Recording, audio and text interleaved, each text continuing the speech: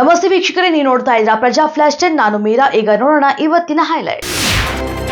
ಅನಗತ್ಯ ಸಿಸೇರಿಯನ್ ಹೆರಿಗೆ ತಡೆಗೆ ಸರ್ಕಾರದಿಂದ ಹೊಸ ಯೋಜನೆ ಶೀಘ್ರದಲ್ಲಿ ಜಾರಿಗೆ ತರಲಾಗುವುದು ಅಂತ ಆರೋಗ್ಯ ಸಚಿವ ದಿನೇಶ್ ಗುಂಡೂರಾವ್ ಹೇಳಿಕೆಯನ್ನು ಕೊಟ್ಟಿದ್ದಾರೆ. ಕಾವೇರಿ ನದಿಗೆ ಒಳಚರಂಡಿ ನೀರು, ಕೈಗಾರಿಕೆ ತ್ಯಾಜ್ಯ ಹಾಗೂ ಘನತ್ಯಾಜ್ಯ ನೀರು ಸೇರ್ಪಡೆಗೊಂಡು ಕಾವೇರಿ ನೀರು ಕಲುಷಿತವಾಗಿರುವ ಬಗ್ಗೆ ನೀರನ್ನ ಪರಿಶೀಲಿಸಿ ವರದಿ ಸಲ್ಲಿಸುವುದಕ್ಕೆ ಸಮಿತಿಯ ಸದಸ್ಯರನ್ನ ನೇಮಿಸಲಾಗಿದೆ ಅಂತ ಈಶ್ವರ್ ಖಂಡ್ರೆ ತಿಳಿಸಿದ್ದಾರೆ. ವಕ್ಫ್ ಆಸ್ತಿ ಕಬಳಿಕೆ ಕುರಿತಂತೆ ಮೌನ ವಹಿಸುವುದಕ್ಕೆ ಬಿಜೆಪಿ ರಾಜ್ಯಾಧ್ಯಕ್ಷ ಬಿವೈ ವಿಜಯೇಂದ್ರ ಹಲವು ಬಾರಿ ಆಮಿಷ ಒಡ್ಡಿದ್ರು ಎಂಬ ಆರೋಪ ಸುಳ್ಳಾಗಿದ್ದರೆ ಅಲ್ಪಸಂಖ್ಯಾತರ ಆಯೋಗದ ಮಾಜಿ ಅಧ್ಯಕ್ಷ ಅನ್ವರ್ ಮಾಣಿಪ್ಪಾಡಿ ವಿರುದ್ಧ ಬಿಜೆಪಿ ಕ್ರಮ ಕೈಗೊಳ್ಳಲಿಲ್ಲಬೇಕೆ ಅಂತ ಸಚಿವ ಪ್ರಿಯಾಂಕ್ ಖರ್ಗೆ ಅವರು ಪ್ರಶ್ನಿಸಿದ್ದಾರೆ. ಕ್ಷೇತ್ರದಲ್ಲಿ ಮನೆ ಮನೆಗೆ ತೆರಳಿ ಜನರ ಸಮಸ್ಯೆಗಳನ್ನು ಆಲಿಸಿ ಸ್ಥಳದಲ್ಲೇ ಪರಿಹರಿಸುವುದಕ್ಕೆ ಶಾಸಕ ಪ್ರದೀಪ್ ಈಶ್ವರ್ ಅವರು ಹಮ್ಮಿಕೊಂಡಿರುವಂತಹ ನಮ್ಮ ಊರಿಗೆ ನಮ್ಮ ಶಾಸಕರು ಕಾರ್ಯಕ್ರಮಕ್ಕೆ ಸಿಎಂ ಸಿದ್ದರಾಮಯ್ಯ ಅವರು ಮೆಚ್ಚುಗೆಯನ್ನು ವ್ಯಕ್ತಪಡಿಸಿದ್ದಾರೆ.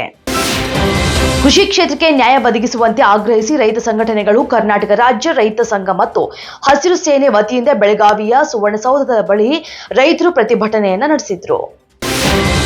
ಸಂಕಷ್ಟದ ಸಂದರ್ಭಗಳಲ್ಲಿ ಮಾರಾಟ ಮಾಡುವ ಸಣ್ಣ ರೈತರಿಗೆ ಆರ್ಥಿಕ ನೆರವು ನೀಡುವುದಕ್ಕೆ ಕೇಂದ್ರ ಸರ್ಕಾರವು ರೈತರ ಸಹಾಯಕ್ಕೆ 1,000 ಕೋಟಿ ಮೀಸಲಿಡಲಾಗ್ತಾ ಇದೆ ಅಂತ ಕೇಂದ್ರ ಆಹಾರ ಮತ್ತು ಗ್ರಾಹಕರ ವ್ಯವಹಾರಗಳ ಸಚಿವ ಪ್ರಹ್ಲಾದ್ ಜೋಶಿ ಅವರು ಹೇಳಿಕೆಯನ್ನ ಕೊಟ್ಟಿದ್ದಾರೆ. ಲೋಕಸಭೆ ಮತ್ತು ರಾಜ್ಯ ವಿಧಾನಸಭೆಗಳಿಗೆ ಏಕಕಾಲದಲ್ಲಿ ಚುನಾವಣೆ ನಡೆಸುವುದಕ್ಕೆ ಅವಕಾಶ ಕಲ್ಪಿಸುವ ಒಂದು ರಾಷ್ಟ್ರ ಒಂದು ಚುನಾವಣೆ ವಿಧೇಯಕವನ್ನ ಇಂದು ಲೋಕಸಭೆಯಲ್ಲಿ ಮಂಡಿಸುವುದಕ್ಕೆ ಕೇಂದ್ರ ಸರ್ಕಾರ ನಿರ್ಧರಿಸಿದ್ದು, ಈ ಹಿನ್ನೆಲೆಯಲ್ಲಿ ಉಭಯ ಸದನದಲ್ಲಿ ಕಡ್ಡಾಯ ಹಾಜರಾತಿಗೆ ತನ್ನ ಸಂಸದರಿಗೆ ಬಿಜೆಪಿ ಮತ್ತು ಕಾಂಗ್ರೆಸ್ ವಿಪ್ ಜಾರಿ ಮಾಡಿವೆ.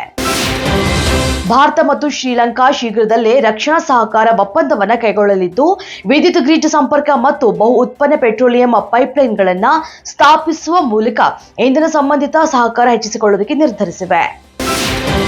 ಬಾರ್ಡರ್ ಗವಾಸ್ಕರ್ ಟೆಸ್ಟ್ ಸರಣಿಯ 3ನೇ ಪಂದ್ಯದಲ್ಲಿ ಮೊದಲ ಬ್ಯಾಟ್ ಮಾಡಿದ ಆಸ್ಟ್ರೇಲಿಯಾ ತಂಡವು ಪ್ರಥಮ ಇನ್ನಿಂಗ್ಸ್ನಲ್ಲಿ 445 ರನ್ ಕಲೆ ಹಾಕಿದೆ.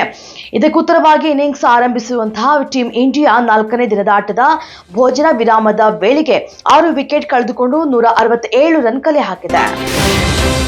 ಇಂಡಿಯನ್ ಜಾಕಿ ಚಾನ್ ಎಂದೇ ಹೆಸರಾದಂತಹ ನಟ, fight master, stunt man, thriller Manju ಅವರು ಮುಗಿಲ ಮಲ್ಲಿಗೆ ಚಿತ್ರದಲ್ಲಿ ನಟಿಸ್ತಾ ಇದ್ದು, ಮುತ್ತತ್ತಿ ದೇವರಾಜ್ ಪಾತ್ರದಲ್ಲಿ ಮಿಂಚಿಸ್ತಾ ಇದ್ದಾರೆ.